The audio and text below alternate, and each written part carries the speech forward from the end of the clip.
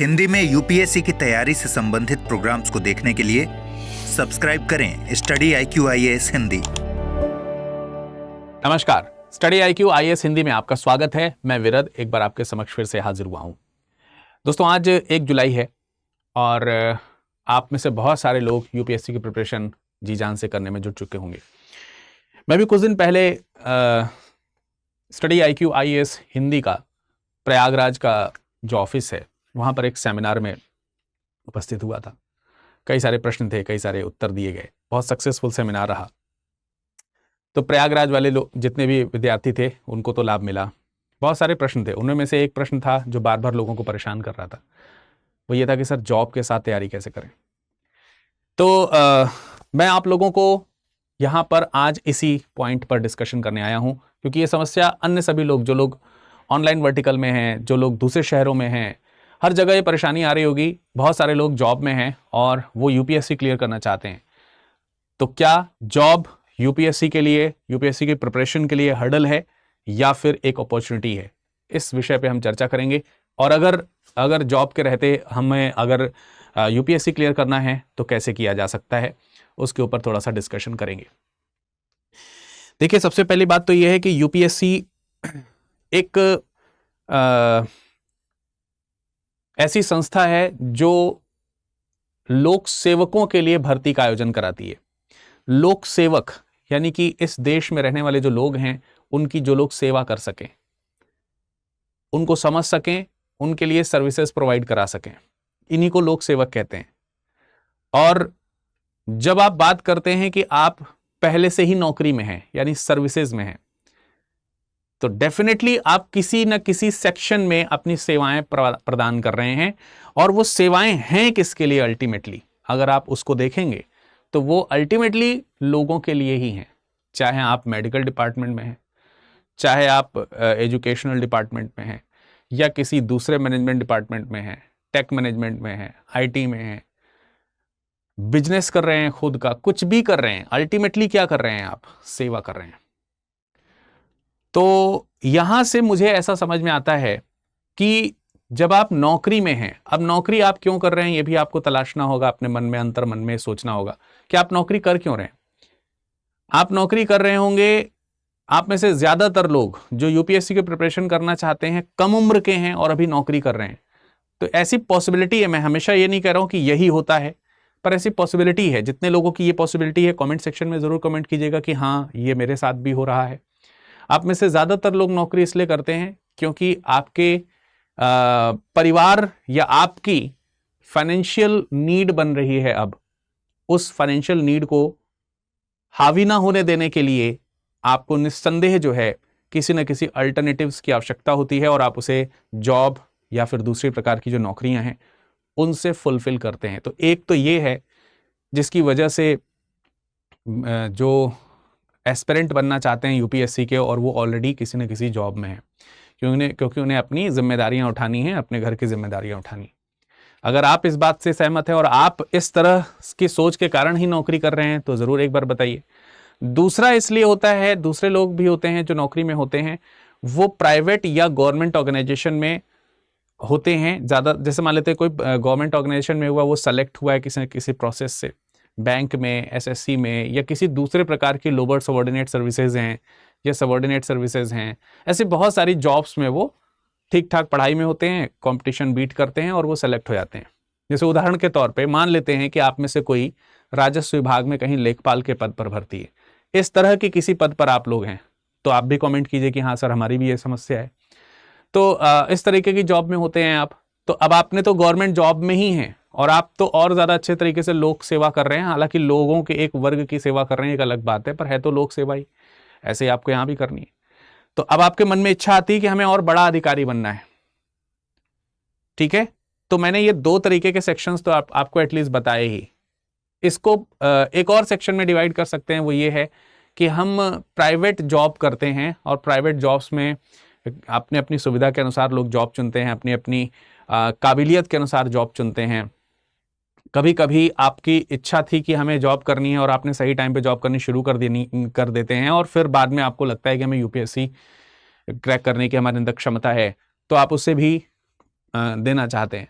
तो वो लोग, मतलब ये तीनों चारों जो कैटेगरीज मैंने आपको बताई, ये सभी प्रकार के कैटेगरीज हैं जो यूपीएससी में जॉब के रहते यूपीएससी की प्रिपरेशन करना चाहते हैं। अब आप किस कैटेगरी में, ये आप बताइएगा, लेकिन सबके अंदर एक चीज कॉमन है, सर्विस में है। सर्विस में है तो लोगों की सेवा के साथ जुड़े। और यूपीएससी का स्टेप क्या है? यूपीएससी पहले आपसे प्रारंभिक परीक्षा में आपको अपीयर होने के लिए कहेगा। प्रारंभिक परीक्षा यानी कि preliminary examinations are just like the elimination round, क्योंकि लाखों की संख्या में फॉर्म भरे जाते हैं और हजारों की संख्या में पद होते हैं, कभी कभी सैकड़ों की संख्या में ही पद होते हैं।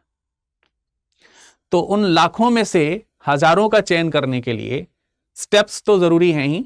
तो फर्स्ट राउंड जो है वो आपका एक तरीके से एलिमिनेशन राउंड की तरह बिहेव करता है, और प्रीलिम्स में से जो लाखों लोग उसमें सेलेक्ट होते हैं उनमें में से कुछ हजार लोग मेंस के लिए क्वालिफाई करते हैं।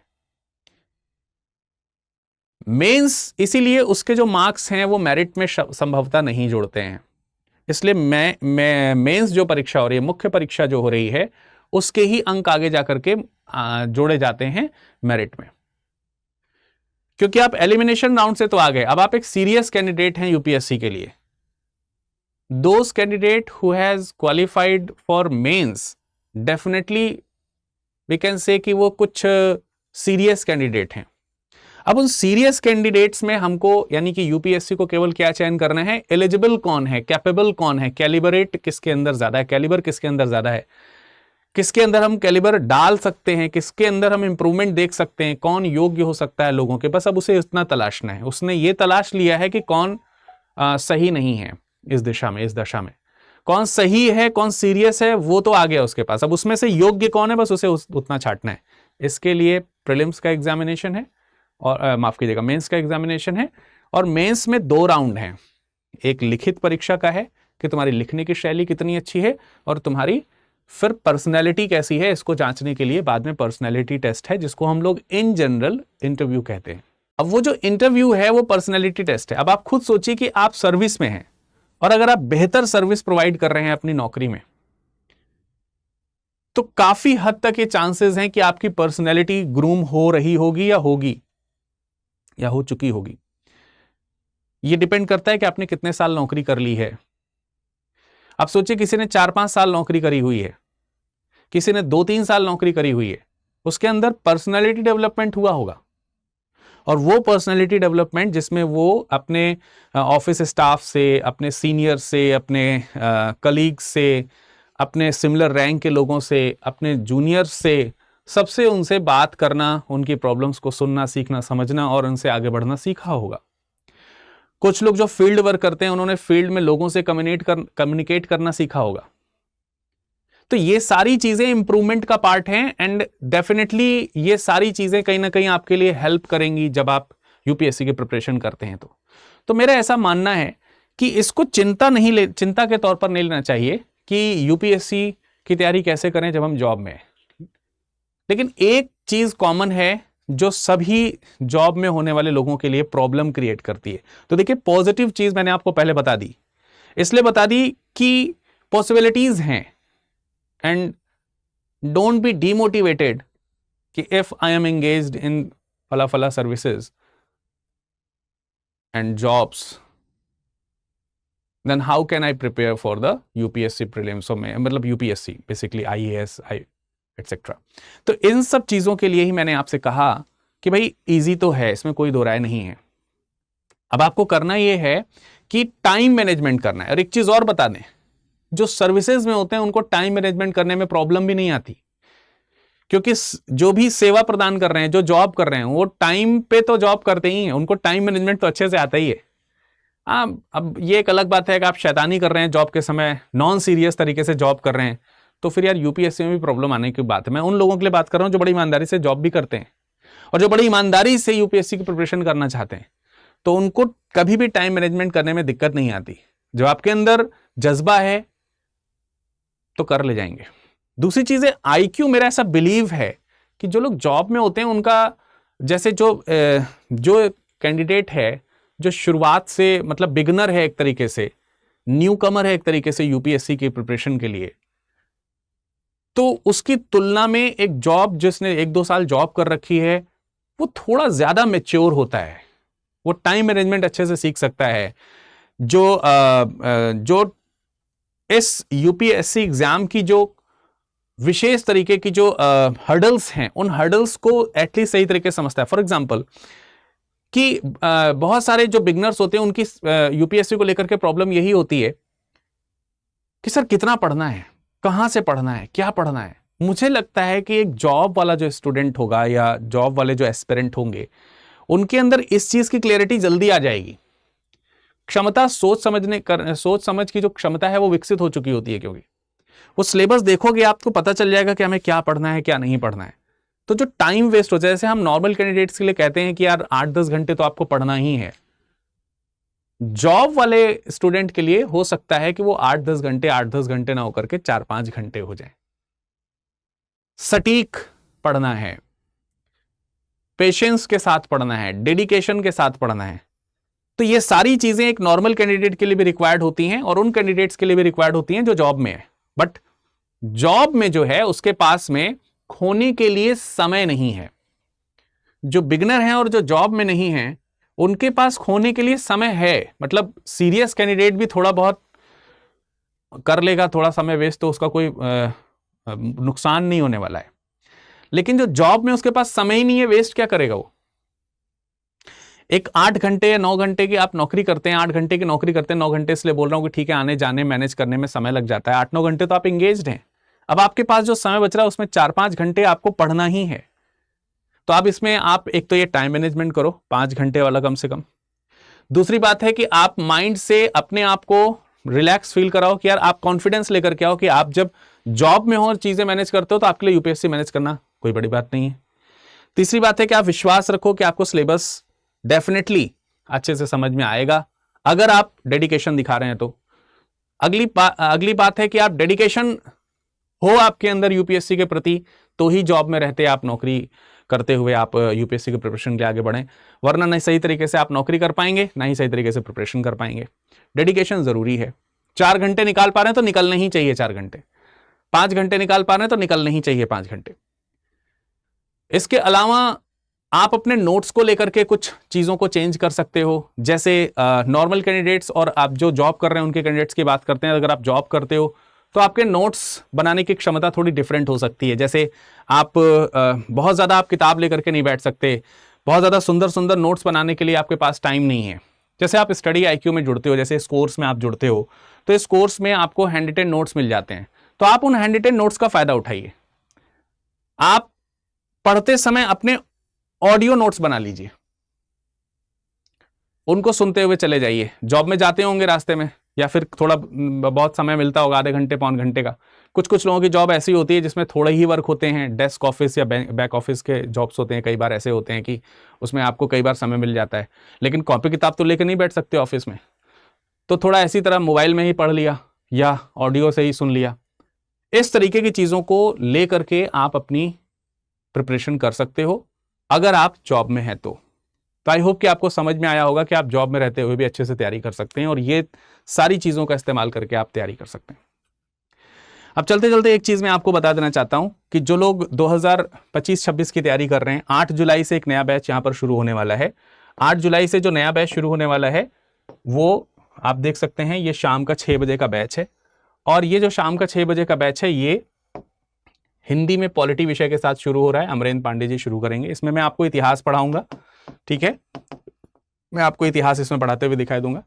इस बैच में अगर आप देखेंगे तो न्यू सीजन का ये सेकंड बैच है, बैच 2 है। इस बैच में एडमिशन लेने के लिए एक स्पेशल डिस्काउंट अभी कल तक चल रहा था, उस डिस्काउंट को नए तरीके से कंटिन्यू कर दिया गया है। तो अभी आपको मालूम है कि इंडिया ने जो है T20 जीता है, अभी वर्ल्ड कप जीता है क्रिकेट में, T20 में।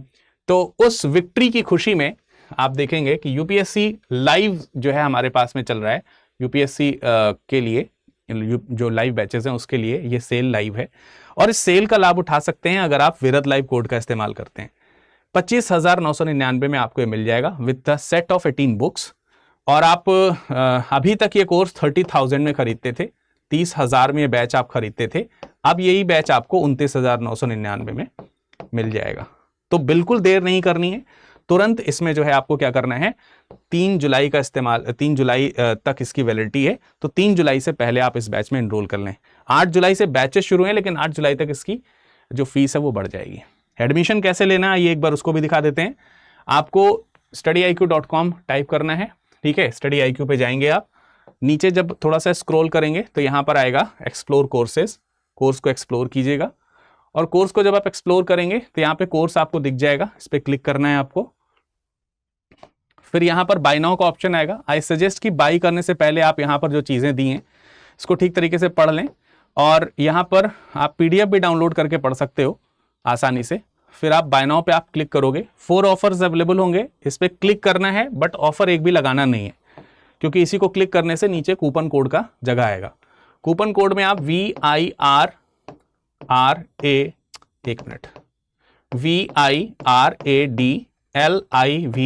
विदाउट एनी स्पेस लिख करके अप्लाई कर दीजिए। अप्लाई करने के बाद यहाँ वेरीफाई कर लीजिए कि 6,500 की छूट मिली और 26,000 रुपये हो गया या नहीं हो गया।